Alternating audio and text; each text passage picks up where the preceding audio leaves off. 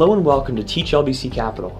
My name is Justin Harbin, and in this brief video I'm going to introduce one simple teaching idea based on learning science which you can immediately implement in your classroom.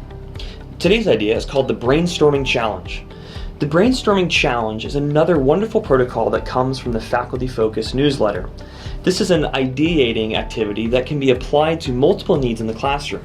For instance, you might want students to brainstorm possible solutions to a problem you pose, or have them identify multiple connections between course concepts.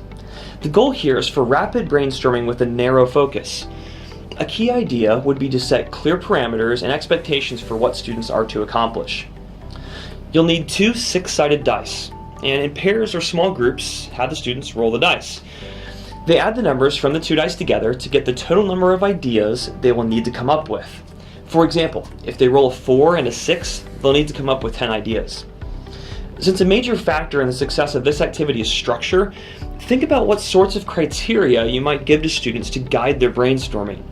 Do you want them to identify connections between course concepts or with other courses they've taken in the program?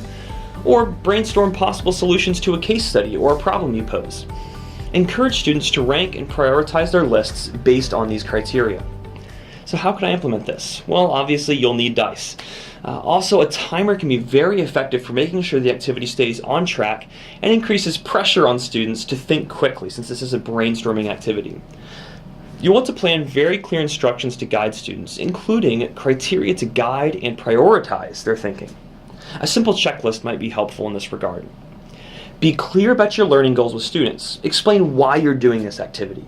Afterwards, try and plan a brief conversation around what went well and what didn't go well. So finally, what tools will help? Again, you're going to need dice, and it'll help facilitate this. You'll also want to clearly display the guidelines through a handout for each group, or perhaps just by having them up on your PowerPoint so students can clearly reference them throughout the activity.